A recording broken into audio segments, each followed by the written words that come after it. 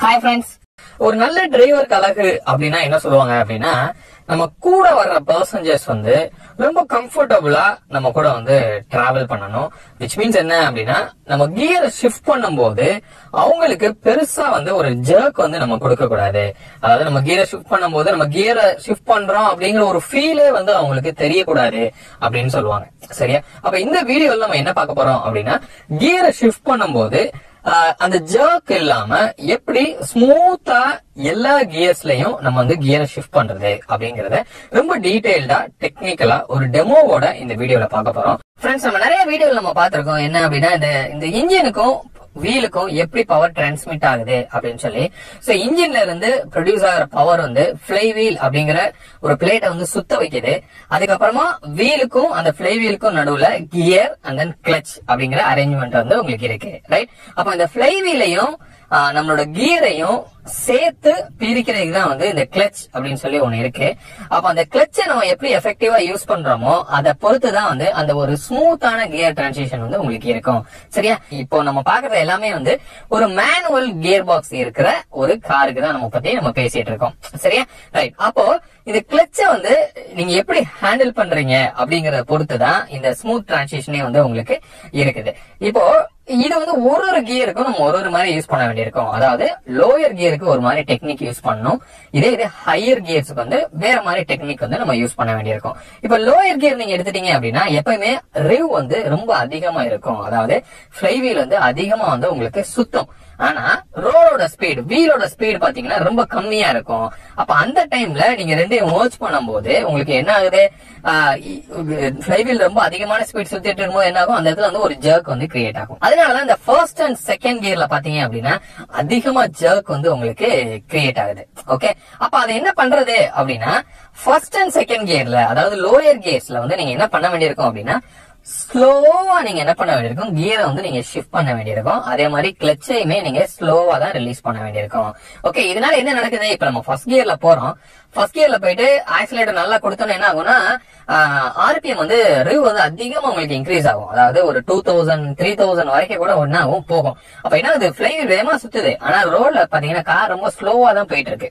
அப்ப அந்த டைம்ல நீங்க டக்குன்னு போயிட்டு பிரிச்சு சேர்க்கும் போது என்ன ஆகும் அப்படின்னா, ஒரு ஜர்க் கிரியேட் ஆகுது. அப்ப என்ன பண்ணணும், ரிவ் 3000 போறத செட்டில் ஆகிற வரைக்கும் நம்ம வெயிட் பண்ணணும். அப்போ அது ஒரு 3000 போன ரிவ் அட்லீஸ்ட் ஒரு 1500 வர வரைக்கும் நீங்க வெயிட் பண்ணி அதுக்கப்புறம் கியரை ஷிஃப்ட் பண்ணி கிளச்சை ரிலீஸ் பண்ணீங்கன்னா ஸ்மூத்தா டிரான்சிஷன் நடக்கும். இப்போ வெயிட் பண்ணணும் அப்படின்னா அதுக்காக ரொம்ப நேரம் ஆகுமா அப்படின்னு கேட்டீங்கன்னா கிடையாது.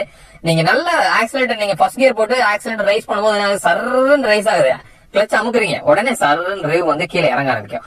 அதுக்கப்புறமா கியரை மாத்துங்க. அப்போ ஒன்ல இருந்து ரெண்டாவது கியருக்கு கிளச் அமைக்கி கொஞ்சம் டைம் எடுத்து நீங்க கியரை நீங்க ஷிஃப்ட் பண்ணி அதுக்கப்புறம் ஸ்லோவா கிளச்சை ரிலீஸ் பண்ணாவே ஸ்மூத்தா உங்களுக்கு அந்த டிரான்சிஷன் இருக்கும். இதே ஹையர் கியர்ஸ் அதாவது 3 4 5 இந்த கியர்ல என்ன நடக்கும் அப்படின்னா, இன்ஜினோட ஆர்பிஎம் நல்லாவே கம்மியா தான் இருக்கும். அதாவது ரிவ் ரொம்ப கம்மியா இருக்கும். ஆனா ரோடோட ஸ்பீட் அதிகமா இருக்கும். இது லோயர் கியருக்கு அப்படி ஆப்போசிட்டா தான் உங்களுக்கு இந்த ஹையர் கியர்ஸ்ல இருக்கும். அப்ப என்ன பண்ண வேண்டியிருக்கும் அப்படின்னா, நீங்க நல்லா ரைஸ் பண்ணிட்டு கிளச் அமைக்க நீங்க வெயிட் பண்ணீங்கன்னு வச்சுக்கோங்களேன், மறுபடியும் ரிவ் என்ன ஆகும், வேகமா டவுன் ஆயிரும். ஆனா காரோட ஸ்பீட் அதிகமா இருக்கும். அப்ப அந்த ஜர்க் கிரியேட் ஆகும். ஓகே, அப்ப நீங்க என்ன பண்ண வேண்டியிருக்கும், குவிக்கா நீங்க கியரை சேஞ்ச் பண்ணணும், குவிக்கா கிளச்சை நீங்க ரிலீஸ் பண்ணணும். அப்படி பண்ணீங்கன்னா ஹையர் கியர்ஸ்ல அந்த ஜர்க் இல்லாம உங்களால கியரை ஷிஃப்ட் பண்ண முடியும்.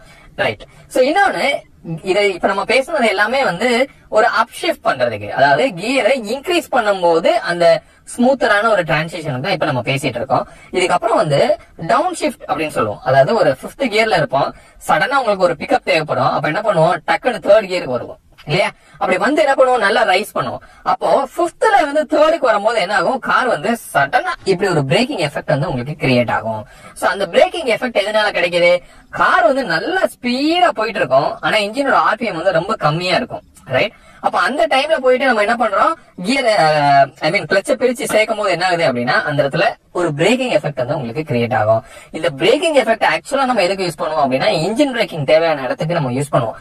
பட் இப்போ நம்மளோட ரெக்குவயர்மெண்ட் என்ன, இன்ஜின் பிரேக்கிங் கிடையாது, ஒரு சடன் பிக்கப். அப்ப என்ன பண்ணணும் அப்படின்னா, கிளச்சை நல்லா அமைக்கி பிடிச்சிட்டு ரிலீஸ் பண்றதுக்கு முன்னாடி இன்ஜினோட ரிவ் ஸ்லைட்டா இன்க்ரீஸ் பண்ணணும். அதாவது கிளச்சை ரிலீஸ் பண்றதுக்கு முன்னாடியே நீங்க என்ன பண்ணணும், கொஞ்சம் ஆக்சிலேட்டர் கொடுத்துட்டு அப்புறம் கிளச்சை ரிலீஸ் பண்ணீங்க அப்படின்னா இந்த டவுன் ஷிஃப்ட்ல அந்த ஒரு ஜர்க் இல்லாம உங்களால ஸ்மூத்தரா கியரை வந்து டிரான்ஸ்மிட் பண்ண முடியும்.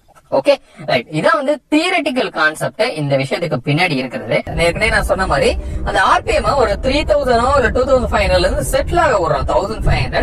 அதுக்கப்புறம் கியரை மாத்துறோம். இப்ப நான் செகண்ட் கியர்ல போயிட்டு இருக்கேன். ஆர்பிஎம் வந்து 2000 ஆர்பிஎம் இருக்கு. இப்ப என்ன பண்றேன், கிளட்ச் அமுக்குறேன், பிரேக் கியரை நான் ஷிஃப்ட் பண்றேன், அப்புறம் ஸ்லோவா நான் ரிலீஸ் பண்ணி இப்ப நான் வந்து ஆக்சிலேட்டர் நான் கொடுத்திருக்கேன். இப்ப இந்த ஆக்ஷன் டைம் பாத்தீங்க அப்படின்னா ரொம்ப ஷார்ட்டா இருக்கும். எதுக்காக அப்படின்னா அந்த ரிவோ வந்து ரொம்ப கீழே வர விடக்கூடாது. அப்படி ரொம்ப கீழே வந்துட்டோம் அப்படின்னா உங்களுக்கு என்ன ஆகும், அந்த ஒரு ஜர்க் வந்து கிரியேட் ஆகும். சரியா? சோ இது மாதிரிதான் வந்து நீங்க என்ன பண்ணணும், 1 and 3க்கு ரொம்ப ஸ்லோவா உங்க ஆக்ஷன் இருக்கணும். and then 3, 4, 5க்கு வந்து உங்களோட ஆக்ஷன் வந்து கொஞ்சம் ஃபாஸ்டா இருக்கணும். சரியா? இப்ப நான் இது எல்லாமே வந்து அப் ஷிஃப்ட். இப்ப நான் அடுத்து வந்து நான் ஒரு டவுன் ஷிஃப்ட் நான் உங்களுக்கு பண்ணி காமிக்கிறேன். இப்ப வந்து நம்ம 5th கியர்ல நம்ம போயிட்டு இருக்கோம். இப்ப சடனா எனக்கு வந்து ஒரு பிக்கப் தேவை இருக்கு அப்படின்னா என்ன பண்றேன், 5thல இருந்து நம்ம 3க்கு வரோம், 3க்கு வரோம் இல்லையா? இப்ப பாருங்க, நான் 5thல இருந்து 3rd மாத்தி கிளட்சை ரிலீஸ் பண்ண என்ன பார்க்கலாம், நல்லா வந்து ஒரு பிரேக்கிங் எஃபெக்ட் வந்து நமக்கு கிடைக்குது. பட் அதை அவாய்ட் பண்றதுக்கு நான் என்ன பண்ணணும்னு சொல்லியிருக்கேன். இப்ப நம்ம 5th போறோம், நல்லா இன்க்ரீஸ் பண்றோம். சிம்பிள் கான்செப்ட் தான். லோயர் கியர்ல ஸ்லோவா உங்க ஆக்ஷன் இருக்கணும், ஹையர் கியர்ல உங்களோட ஆக்ஷன் வந்து ஃபாஸ்டா இருக்கணும். இன்க்ளூடிங் கிளட்சை நீங்க ரிலீஸ் பண்றதுல இருந்து கியரை நீங்க ஷிஃப்ட் பண்றது, இது எல்லாமே வந்து ஃபாஸ்டா பண்ணணும் ஹையர் ஸ்பீட்ல. இப்படி பண்ணீங்க அப்படின்னா கண்டிப்பாக அந்த ஒரு ஜர்க், அதாவது நம்ம கியரை ஷிஃப்ட் பண்ணும்போது அந்த ஒரு ஜர்க் வந்து இல்லாம உங்களோட ரொம்ப கம்ஃபர்டபுளா உங்க கூட டிராவல் ஆகிற பர்சஞ்சருக்கு ரொம்ப ஸ்மூத்தான ஒரு ரைடை வந்து உங்களால கொடுக்க முடியும்.